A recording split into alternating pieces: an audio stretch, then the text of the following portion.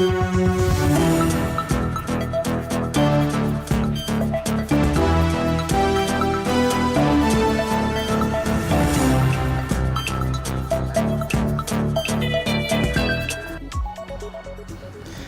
is the 9th of August 2023, 1 minute to the top of the hour.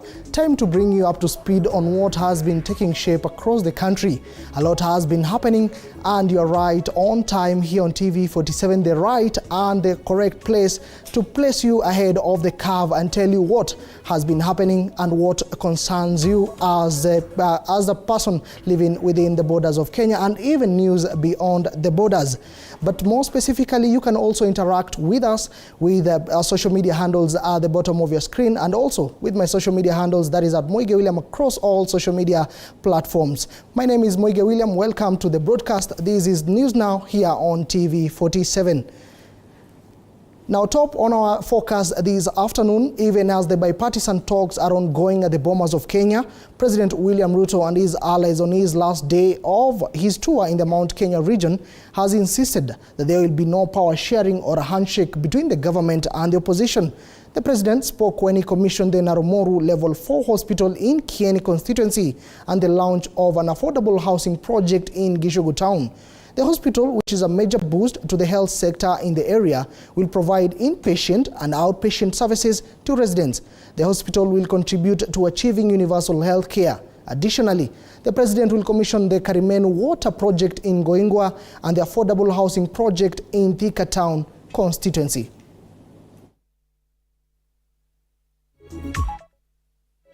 Pale tumeweka karibu shilingi milioni 700 tayari. Mimi nawatangazia ya kwamba nimeambiwa ya kwamba kuna upungufu ya equipment tofauti pale. Na nimeambia waziri na yuko hapa wa health ya kwamba tutatafuta milioni 150 ingine ya kumalizia equipment yote ya hospitali hii. Ndio watu wa Narumoru na Kieni wasiende tena kutafuta matibabu mahali pengine. Matibabu yote itapatikana hapa Narumoru. Mimi nimewaambia ya kwamba unajua wamezoea tabia mbaya. Wanalete fujo ati ndio wapate kitu. Walilete fujo kwa Moi wakapatiwa cooperation. Wakakuja wakasumbua mzee wetu Kibaki mpaka wakawapatia nusu mkate. Wamekuja wakazungusha Uhuru mpaka wakaenda na handshake. Mimi nawatangazia mapema mchana. Hii ya hasla hii. Hiyo wasahau. Kwa hii serikali hakuna handshake. Hii serikali hakuna nusu mkate. Kama kuna kazi imebaki ni kazi ya hawa vijana ndio tuwafanyie kazi. Nyinyi kama watu wa Narumoro, unataka handshake? Mnataka handshake? Nyinyi mnataka watu ya kuingia serikali kupitia kwa dirisha? Elsewhere, government employees are set to lose a number of allowances in the current financial year 2023-2024 in a move aimed at containing the country's ballooning wage bill. According to SRC chair, that is Lynn Mengich, some of the allowances affected in the third remuneration cycle review include commuter allowance, retreat allowance, sitting and task force allowances for institution and internal committee, and some of the state officers expect a raise in their salaries. The president and his deputy's salary will be retained as per their previous request to SRC.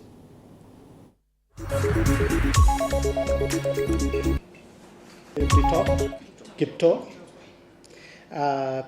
PS, National Treasury, my fellow colleague.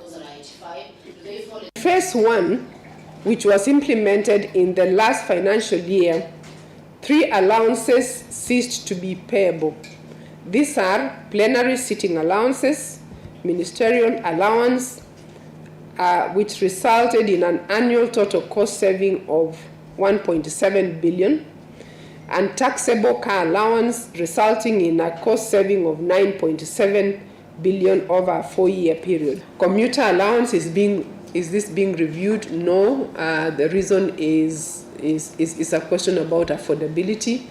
Yes, we do acknowledge that cost of living will impact all elements of remuneration. including commuter. However, we've been taken through the economic realities by the CS. So going by the realities on the ground, we cannot afford to make that review. So there is a review for state officers as well. The president and the deputy president, their salaries have been retained from where they were previously. The last two reviews were undertaken in consultation with the National Treasury to always ascertain the affordability and sustainability of the reviews, because you can conduct a review, but there are no resources. The reality must come. The reality must hit you. You know, I say this because most of us have households, isn't it? The reality starts even from the household. So the government is also just like a household. The government is an agent just like a household. Residents from Nyahururu town have given different opinions concerning devolution as the county celebrates 10 years since its inception.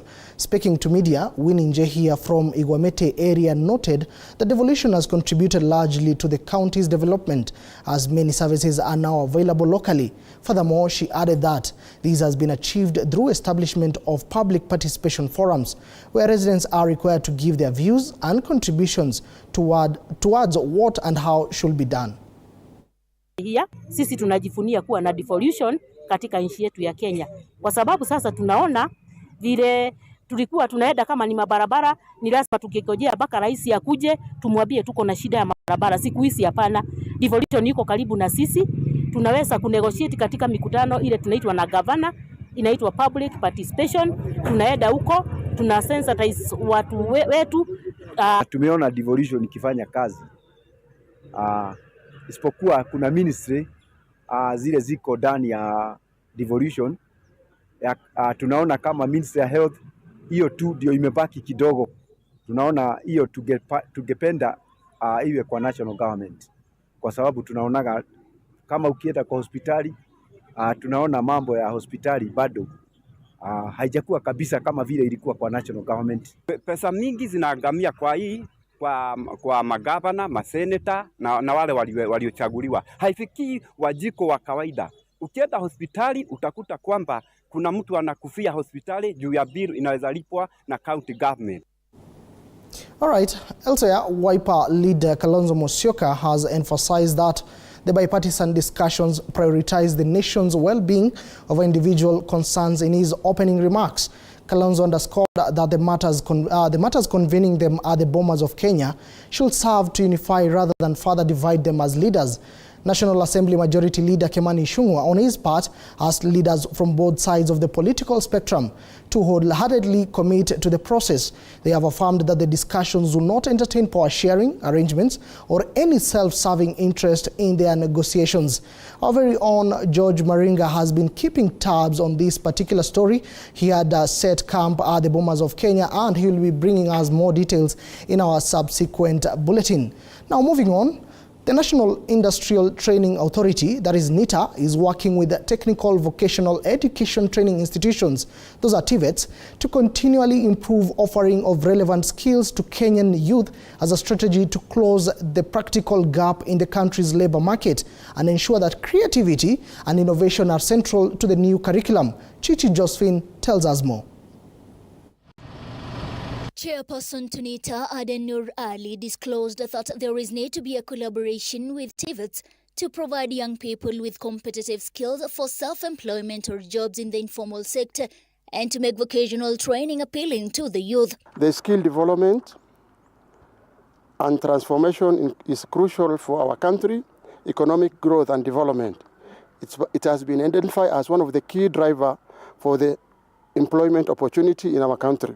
He affirmed that skills development was crucial for the country to prosper in a rapidly changing world. Our major aim is to train our youth right from grade standard 8 up to postgraduates so that they can get a skill that can assist them to start their own businesses, at the same time can be employed.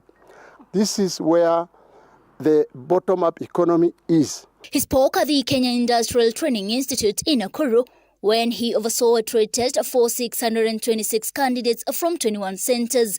Mr. Ali said the state was working closely with TVETS, universities and polytechnics to ensure skills produced are useful in the future work world. In Nakuru, we have got 231 students who are doing home care exams. Home care exam, I mean, these people, after they are trained, they go out like Middle East. They're being employed in homes and they return money back home. And we have seen that skilled labor of our country that is going out of the country contributes more than any other exports that we are doing out, we are taking out. Skills mismatch has been noted to be a key challenge facing the youth leaving post-school levels of education and training, as there is a disconnect between the courses offered in higher education institutions and the needs in the job market. I urge Kenyans, irrespective of wherever they are in this country, to take students, I mean their children or their boys and girls, to come and get a skill from NITA, so that our youth can be able to get skill training that will assist them in the job market. Chichi Josephine, TV47. Thank you, Chichi, for that report. Moving on, residents of Kakuzi village in Murang'a County are now urging leaders of the region to enhance services at the Mitubiri, Gatuikiti, Kehio and other hospitals in the area, citing a lack of medication and essential medical supplies as their concern. The residents are deeply troubled by arbitrary patients' deaths, largely attributed to the shortage of medical supplies.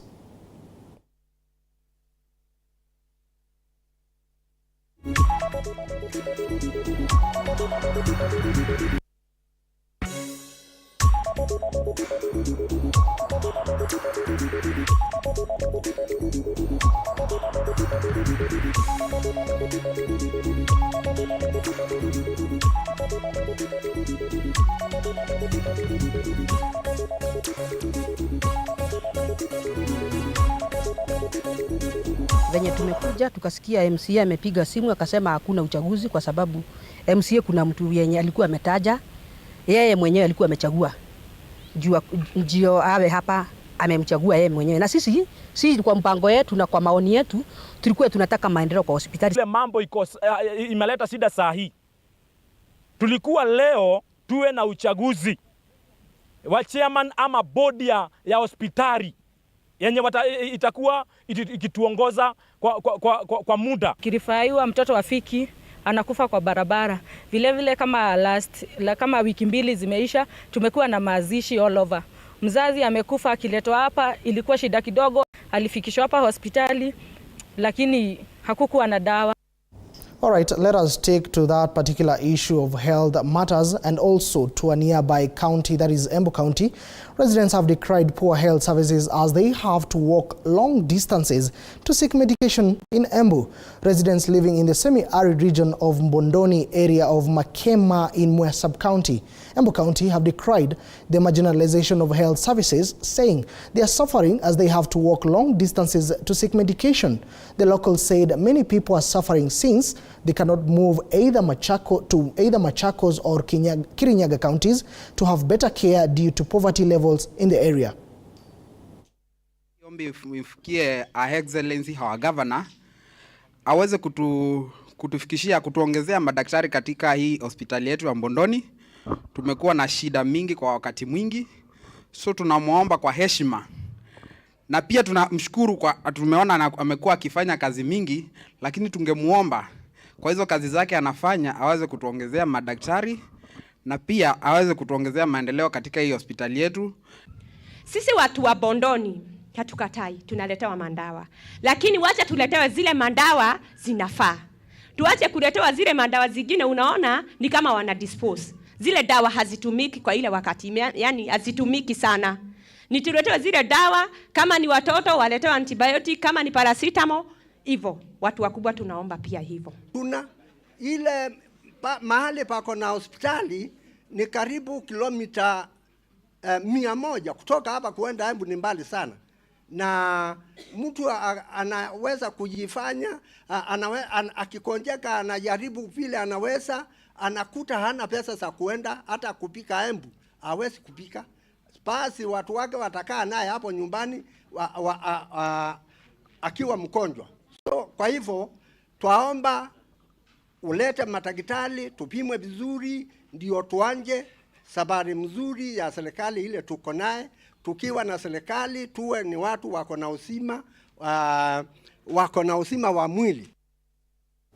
All right, and may the relevant authorities or persons concerned hear the plea of the people of Embu and also Murang'a County rather. Now let us shift gears. The ministers, head of delegations and representatives of Intergovernmental Authority on Development, that is IGAD, member states comprising of Djibouti, Ethiopia, Kenya, Somalia, South Sudan, also Uganda, have convened in Nairobi, in the Republic of Kenya, to chart a path towards sustainable development in the region. Members of state further appreciated the initiative by IGAD through its Climate Prediction and Application Center, that is ISPAC, and the support provided by the government of the United States of America and the World Bank to bring together delegates from the IGAD member states and partners to discuss, share collective understanding of the region's state of risk, transfer mechanism and transboundary pest management, and affirm shared commitment to promote proactive risk management. What we are trying to popularize in the region is the issue of microinsurance. So people who are in subsistence farming can cope with these climatic shocks. The second one is a transboundary pest. The one that most of you know is the desert locust infestation that happened late 2019 to early last year, and that requires coordination and collaboration. Private sector has come up with various initiatives, and one of these is through what we call the insurance, where animals have the farmers have their animals insured, and then in event of death, based on, of course, not management-related deaths, but these are the environmental factor-related deaths, then they are compensated. Where those areas that are totally dry, the vegetation dried, we try to do some reseeding to re-establish the pastures. And of course, in the long run, we would wish the pastoralists to transit to agro farming so that they have a combination of the same. So rather than fully relying on livestock, they try also to go get some other source of income. Away from that regional meeting, the government has been urged to enhance the foundational infrastructure in schools, catering to children with disabilities across the country. This includes implementing a school feeding program as a means to identify students with disabilities. Many of these schools in the country are facing a shortage of teachers, thereby denying the students adequate education in comparison to regular schools. Speaking after handing over development projects and scholarship funding worth 14.6 million to various county schools in Kiambu, Kajiado, Bungoma and Murang'a, James Omohaka, the director of Every Child Drives program, emphasized that a significant portion of government resources, especially in terms of infrastructure, is directed towards regular schools, leaving schools for children with disabilities lagging behind.